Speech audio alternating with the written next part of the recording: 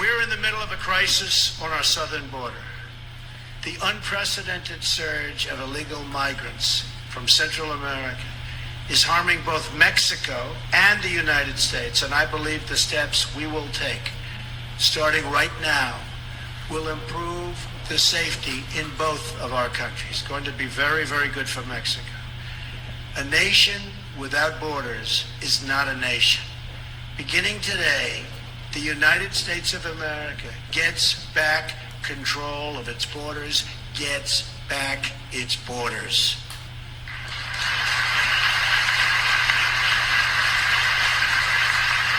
Thank you.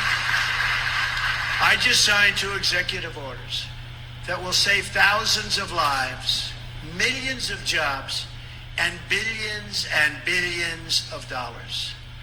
These 2 orders are part of an immigration reform we outlined during the campaign. I want to emphasize that we will be working in partnership with our friends in Mexico to improve safety and economic opportunity on both sides of the border. I have deep admiration for the people of Mexico, and I greatly look forward to meeting again with the President of Mexico. We'll be doing that shortly. We will discuss close coordination on many important issues between our countries. This coordination includes the dismantling of cartels and keeping illegal weapons and cash from flowing out of America and into Mexico, out of our country, out of the United States, and it goes right into Mexico. They have to stop it. We have to stop it. We are going to save lives on both sides of the border. And we also understand that a strong and healthy economy in Mexico is very good for the United States. Very, very good. We want that to happen. By working together on a positive trade, safe borders, and economic cooperation, I truly believe we can enhance the relation between our 2 nations to a degree not seen before, certainly in a very, very long time. I think our relationship with Mexico is going to get better. Here's a brief summary of what actions are contained in my executive orders. The Secretary of Homeland Security, working with myself and my staff, will begin immediate construction of a border wall.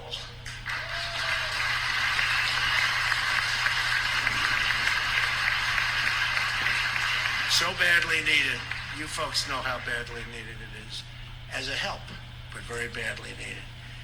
This will also help Mexico by deterring illegal immigration from Central America and by disrupting violent cartel networks. As I've said repeatedly to the country, we are going to get the bad ones out, the criminals and the drug deals and gangs and gang members and cartel leaders. The day is over when they can stay in our country and wreak havoc. We are going to get them out, and we're going to get them out fast, and John Kelly is going to lead that way.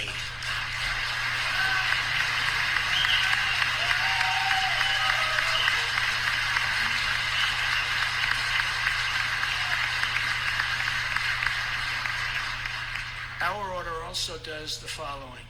Ends the policy of catch and release at the border.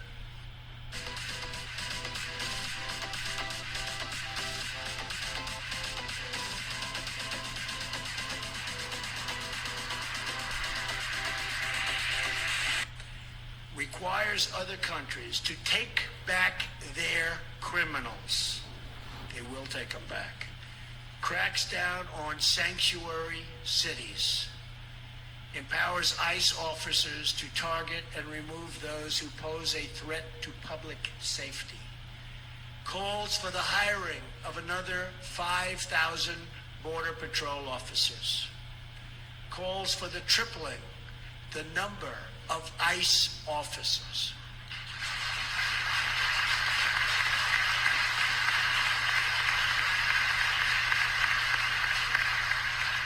And you both do an incredible job, but you need help. You need more. creates an Office of Homeland Security dedicated to supporting the victims of illegal immigrant crime.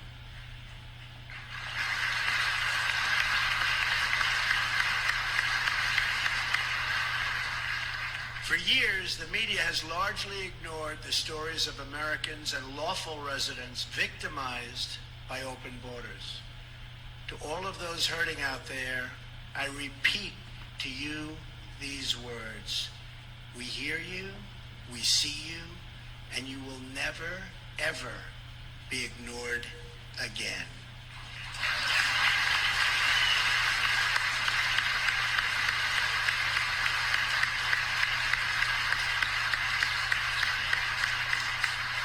As I travel the country, I had the chance to get to know mothers who have lost their children to violence spilling over the border. I want to thank the Remembrance Project, such incredible people, for giving these families a voice. They're called angel moms for good reason, because they are a voice to protect all of America's children. Their children have not died in vain, believe me.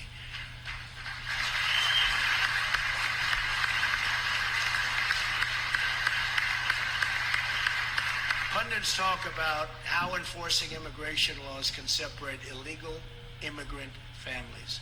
But the families they don't talk about are the families of Americans, forever separated from the people they love. They don't talk about that, ever.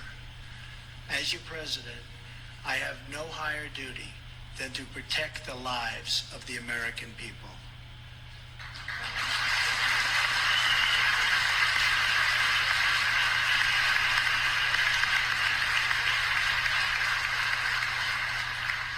First, these families lost their loved ones. Then they endured a system that ignored them, while at the same time constantly rewarding those who broke the law. For these families, it's been one injustice after another. But that all turns around beginning today.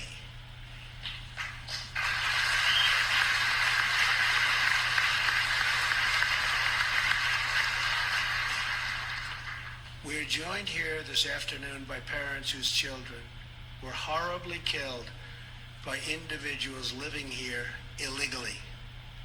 I will now read these parents' names and ask them to stand. Many have become friends of mine over the last 2 years and have supported me so dearly, and I appreciate it. Mary Ann Mendoza, who lost her son, Police Sergeant Brandon Mendoza.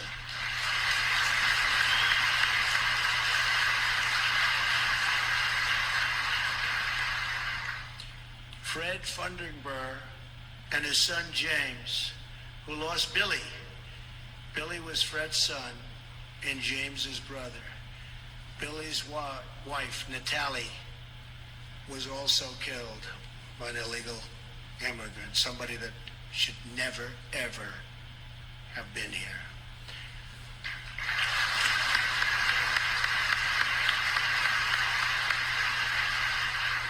Laura Wilkerson, who lost her 17-year-old son, beautiful Josh. Josh was special. Where's Laura? Good. Laura.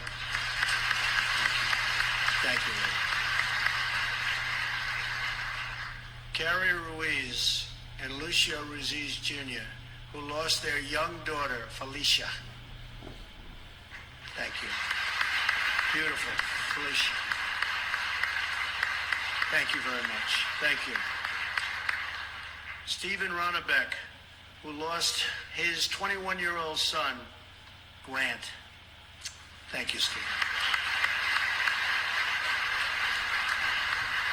And we have many others with us from Remembrance and from other groups.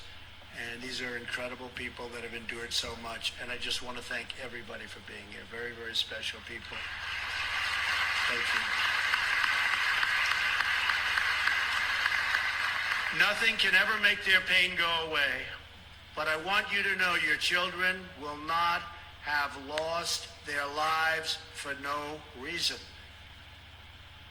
They've set this incredible goal for so many. These were great